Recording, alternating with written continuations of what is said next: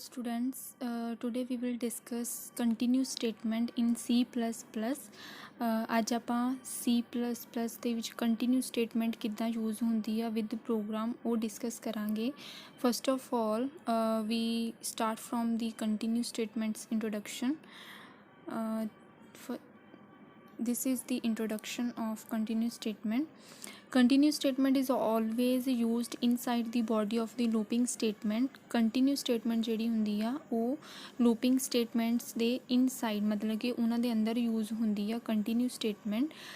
In looping statements sometimes a situation may arise where the user wants that from a given statement onwards rest of the statements up to the last statement of the loop are to be bypassed. ਜਿਹੜੀ continue statement ਹੁੰਦੀ ਆ ਇਹ ਕਦੋਂ use ਹੁੰਦੀ ਆ ਜਦੋਂ user ਜਿਹੜਾ ਆ ਉਹ ਚਾਹਵੇ ਕਿ ਪਰਟੀਕੂਲਰ ਕੰਡੀਸ਼ਨ ਦੇ ਅਕੋਰਡਿੰਗ ਜਿਹੜੀ ਉਹਨਾਂ ਦੀ ਸਟੇਟਮੈਂਟ ਆ ਉਹ ਕੰਟੀਨਿਊ ਹੁੰਦੀ ਰਵੇ. ਠੀਕ ਆ, ਉਦੋਂ ਜਿਹੜੀ ਆ ਉਹ ਕੰਟੀਨਿਊ ਸਟੇਟਮੈਂਟ ਯੂਜ਼ ਕਰਦੇ ਆ ਅਤੇ ਇਹਦੇ ਵਿੱਚ ਤੁਹਾਨੂੰ ਪ੍ਰੋਗਰਾਮ ਦੇ ਥਰੂ ਜਿਹੜਾ ਐਗਜ਼ੈਕਟ ਪਤਾ ਲੱਗ ਜਾਏਗਾ. ਦੈਨ ਇਹਦਾ ਸਿੰਟੈਕਸ ਦੇਖੋ. This is the syntax of continuous statement. means simple ਤੁਸੀਂ ਕੀ ਕਰਨਾ, ਇੱਕ ਕੰਟੀਨਿਊ ਕੀਵਰਡ ਲਿਖ ਕੇ ਉਹਦੇ ਬੈਕ ਸਾਈਡ 'ਤੇ ਉਹਦੇ ਪਿੱਛੇ ਸੈਮੀਕੋਲਨ ਲਗਾ ਦੇਣੇ ਆ. ਦੈਨ ਉਹ ਇੱਕ ਕੰਟੀਨਿਊ ਸਟੇਟਮੈਂਟ ਜਿਹੜੀ ਆ ਉਹ ਬਣ ਜਾਂਦੀ ਹੈ. ਹਾਂਜੀ, ਨੈਕਸਟ ਦੇਖੋ ਆਪਣਾ ਕੰਟੀਨਿਊ ਸਟੇਟਮੈਂਟ ਦਾ program to illustrate the use of continue statement. ਇਹਦੇ ਵਿੱਚ ਆਪਾਂ ਕੀ ਕਰਨਾ ਆ ਕਿ ਕੰਟੀਨਿਊ ਸਟੇਟਮੈਂਟ ਕਿੱਦਾਂ ਯੂਜ਼ ਹੁੰਦੀ ਆ ਇੱਕ ਪ੍ਰੋਗਰਾਮ ਦੇ ਥਰੂ ਸਮਝਦੇ ਹਾਂ. ਫਸਟ ਆਫ ਆਲ ਇਹਦੇ ਵਿੱਚ ਦੋ ਹੈਡਰ ਫਾਈਲਸ ਯੂਜ਼ ਕਰਨੀਆਂ ਆ. First is iostream hash include iostream.h and second one is hash include conio.h and then void main function use होना है. उस तो बाद इत्थे एक तुसी एक वेरीएबल डिक्लेयर करना है इंटीजर टाइप का, क्योंकि असी ये विच 1 तो 10 तक नंबरस जिहड़े आ वो प्रिंट करवाने आ. सो दैट्स वाई इत्थे असी जिहड़ा आ वेरीएबल आ वो लिया होया है इंटीजर टाइप का वेरीएबल. सो नैक्सट मूव करते हैं आपां फॉर लूप के उत्ते. फॉर लूप के विच आपां की करना, 1 तो लैके 10 तक नंबरस लैने. सो ਉਹਦੇ ਅਕੋਰਡਿੰਗ ਸਾਨੂੰ ਕੰਡੀਸ਼ਨ ਲਗਾਉਣੀ ਪੈਣੀ ਆ. First of all we have to initialise the value of I. ਹੁਣ ਆਈ ਦੀ ਵੈਲਿਊ ਅਸੀਂ ਇੱਥੇ ਇਨੀਸ਼ਲਾਈਜ਼ ਕੀਤੀ ਹੈ 1. ਦੈਨ ਸੈਕਿੰਡ ਦੇ ਵਿੱਚ ਅਸੀਂ ਇੱਥੇ ਕੰਡੀਸ਼ਨ ਲਗਾ ਦਿੱਤੀ I less than equal to 10. Next ਅਸੀਂ ਇੱਥੇ ਆਈ ਦੀ ਵੈਲਿਊ ਨੂੰ ਇਨਕਰੀਮੈਂਟ ਕਰ ਦਿੱਤਾ ਕਿਉਂਕਿ ਅਸੀਂ ਨੰਬਰਸ ਜਿਹੜੇ ਆ ਉਹ ਨੈਕਸਟ 1 ਤੋਂ ਲੈ ਕੇ 10 ਤੱਕ ਨੰਬਰਸ ਪ੍ਰਿੰਟ ਕਰਵਾਉਣੇ ਆ. ਠੀਕ ਆ, ਉਸ ਤੋਂ ਬਾਅਦ ਅੱਗੇ ਆ ਜਾਓ. ਦੇਖੋ ਇੱਥੋਂ ਇਹਦਾ ਮੇਨ ਪ੍ਰੋਸੈਸ ਆ ਕੰਟੀਨਿਊ ਸਟੇਟਮੈਂਟ ਦਾ, ਇਹ ਮੇਨ ਚੀਜ਼ ਆ. ਹੁਣ ਇਹਦੇ ਵਿੱਚ ਤੁਸੀਂ ਧਿਆਨ ਦੇ ਨਾਲ ਸੁਣਨਾ ਆ ਕਿ ਜਦੋਂ ਸਾਡੇ ਕੋਲ ਆਈ ਦੀ ਵੈਲਿਊ ਜਿਹੜੀ ਆ, ਹੁਣ ਇੱਥੇ ਇਹਨਾਂ ਨੇ ਕੰਡੀਸ਼ਨ ਲਗਾਈ ਹੈ if I modulus operator 2 is equal to 0. Modulus operator ਦਾ ਮਤਲਬ ਹੁੰਦਾ ਹੈ ਕਿ ਜਦੋਂ ਅਸੀਂ ਇੱਕ ਨੰਬਰ ਨੂੰ ਦੂਸਰੇ ਨੰਬਰ ਦੇ ਨਾਲ ਡਿਵਾਈਡ ਕਰਦੇ ਹਾਂ ਅਤੇ ਲਾਸਟ 'ਤੇ ਜਿਹੜਾ ਸਾਡੇ ਕੋਲ ਆਨਸਰ ਆਉਂਦਾ ਆ ਉਹ 0 ਆਉਣਾ ਚਾਹੀਦਾ ਹੈ. ਠੀਕ ਆ, ਅਗਰ ਤਾਂ ਸਾਡੇ ਕੋਲ ਜਦੋਂ ਅਸੀਂ ਆਈ ਦੀ ਵੈਲਿਊ ਨੂੰ 2 ਦੇ ਨਾਲ ਡਿਵਾਈਡ ਕਰਕੇ ਦੇਖਾਂਗੇ ਅਗਰ ਤਾਂ ਸਾਡੇ ਕੋਲ 0 ਆਨਸਰ ਆਏਗਾ ਦੈਨ ਕੰਟੀਨਿਊ ਸਟੇਟਮੈਂਟ ਜਿਹੜੀ ਆ ਉਹ ਐਗਜ਼ੀਕਿਊਟ ਹੋ ਜਾਣੀ ਆ. ਜਦੋਂ ਸਾਡੇ ਕੋਲ ਕੰਟੀਨਿਊ ਸਟੇਟਮੈਂਟ ਐਗਜ਼ੀਕਿਊਟ ਹੋਏਗੀ ਦੈਨ ਕਰਸਰ ਨੇ ਦੁਬਾਰਾ ਕਿੱਥੇ ਚਲੇ ਜਾਣਾ ਆ, ਇਨਕਰੀਮੈਂਟ ਆਪਰੇਟਰ ਦੇ ਉੱਤੇ.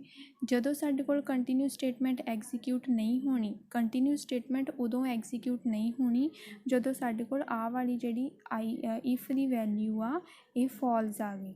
ਠੀਕ ਆ, ਇਫ ਕੰਡੀਸ਼ਨ ਅਗਰ ਫਾਲਸ ਆ ਜਾਂਦੀ ਆ ਦੈਨ ਕੰਟੀਨਿਊ ਸਟੇਟਮੈਂਟ ਜਿਹੜੀ ਆ ਉਹ ਐਗਜ਼ੀਕਿਊਟ ਨਹੀਂ ਹੋਣੀ. ਫਿਰ ਕੀ ਐਗਜ਼ੀਕਿਊਟ ਹੋਣਾ ਆ, ਸੀ out the value. C out ਦੇ ਵਿੱਚ ਕੀ ਲਿਖਿਆ ਹੋਇਆ ਆ, ਆਈ ਦੀ ਵੈਲਿਊ ਨੂੰ ਪ੍ਰਿੰਟ ਕਰਨਾ.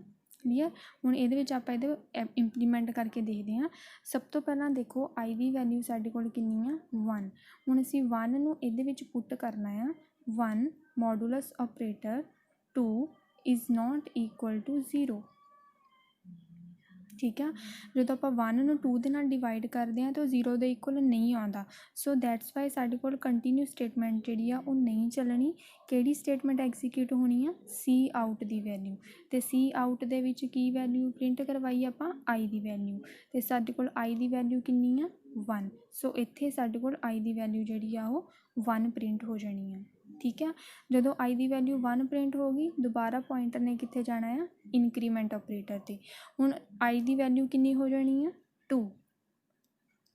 ਆਈ ਦੀ ਵੈਲਿਊ ਜਿਹੜੀ ਆ ਹੁਣ 2 ਹੋ ਜਾਣੀ ਆ. ਠੀਕ ਆ, ਹੁਣ ਇਹ ਆਈ ਦੀ ਵੈਲਿਊ ਆਪਾਂ ਫਿਰ ਇਹਦੇ ਵਿੱਚ ਪੁੱਟ ਕਰਨੀ ਆ 2 ਮੋਡੂਲਸ ਆਪਰੇਟਰ 2 ਹੁਣ 2 ਨੂੰ ਜਦੋਂ ਅਸੀਂ 2 ਦੇ ਨਾਲ ਡਿਵਾਈਡ ਕਰਾਂਗੇ ਤਾਂ ਸਾਡੇ ਕੋਲ ਆਨਸਰ ਕਿੰਨਾ ਆ ਜਾਣਾ ਆ 0 ਜਿਹੜੀ ਕਿ ਟਰੂ ਹੋ ਗਈ ਆ ਵਾਲੀ ਕੰਡੀਸ਼ਨ ਇਫ ਕੰਡੀਸ਼ਨ। ਹੁਣ ਜਦੋਂ ਇਫ ਕੰਡੀਸ਼ਨ ਟਰੂ ਹੋ ਗਈ ਆ ਇਟ ਮੀਨਸ ਕੰਟੀਨਿਊ ਸਟੇਟਮੈਂਟ ਚੱਲਣੀ ਆ ਤੇ ਸੀ ਆਊਟ ਸਟੇਟਮੈਂਟ ਜਿਹੜੀ ਆ ਉਹ ਨਹੀਂ ਚੱਲਣੀ। ਠੀਕ ਆ ਤੇ ਇਸ ਕਰਕੇ ਜਿਹੜੀ ਆ ਇੱਥੇ ਜਦੋਂ ਕੰਟੀਨਿਊ ਸਟੇਟਮੈਂਟ ਚੱਲੀ ਆ ਕੰਟੀਨਿਊ ਸਟੇਟਮੈਂਟ ਜਦੋਂ ਪ੍ਰਿੰਟ ਹੋ ਜਾਂਦੀ ਆ ਤੇ ਪੁਆਇੰਟਰ ਨੇ ਦੁਬਾਰਾ ਇਨਕਰੀਮੈਂਟ ਤੇ ਜਾਣਾ ਆ ਤੇ ਆਈ ਦੀ ਵੈਲਿਊ ਜਿਹੜੀ ਆ ਉਹ ਪ੍ਰਿੰਟ ਨਹੀਂ ਕਰਨੀ। ਸਮਝ ਲੱਗੀ? ਤੁਹਾਡਾ ਮੇਨ ਇਹਦੇ ਵਿੱਚ ਮੇਨ ਕੀ ਹੈਗਾ ਕਿ ਜਦੋਂ ਆਈ ਦੀ ਆਹ ਵਾਲੀ ਵੈਲਿਊ ਜਿਹੜੀ ਇਫ ਕੰਡੀਸ਼ਨ ਟਰੂ ਹੋਏਗੀ ਦੈਨ ਕੰਟੀਨਿਊ ਸਟੇਟਮੈਂਟ ਚੱਲੇਗੀ। ਜਦੋਂ ਇਹ ਵਾਲੀ ਫਾਲਸ ਹੋਏਗੀ ਕੰਡੀਸ਼ਨ, ਠੀਕ ਆ, ਦੈਨ ਵੈਲਿਊ ਪ੍ਰਿੰਟ ਹੋਊਗੀ। ਜਦੋਂ ਕੰਡੀਸ਼ਨ ਫਾਲਸ ਹੋਣੀ ਆ ਉਦੋਂ ਸੀ ਆਊਟ ਦੇ ਨਾਲ ਆਈ ਦੀ ਵੈਲਿਊ ਪ੍ਰਿੰਟ ਹੋ ਜਾਣੀ ਆ। ਜਦੋਂ ਕੰਡੀਸ਼ਨ ਟਰੂ ਹੋਏਗੀ ਉਦੋਂ ਕੰਟੀਨਿਊ ਸਟੇਟਮੈਂਟ ਜਿਹੜੀ ਆ ਉਹ ਐਗਜ਼ੀਕਿਊਟ ਹੋਣੀ ਆ ਤੇ ਕੰਟੀਨਿਊ ਤੋਂ ਬਾਅਦ ਪੁਆਇੰਟਰ ਨੇ ਕਿੱਥੇ ਜਾਣਾ ਆ ਇਨਕਰੀਮੈਂਟ ਆਪਰੇਟਰ 'ਤੇ। ਠੀਕ ਆ, ਇਹਦੇ ਵਿੱਚ ਤੁਸੀਂ ਪੁੱਟ ਕਰਕੇ ਦੇਖ ਲਿਓ ਤੇ ਅਗਰ ਕਿਸੇ ਨੂੰ ਕੋਈ ਪ੍ਰੋਬਲਮ ਹੋਈ then you can ask me any time.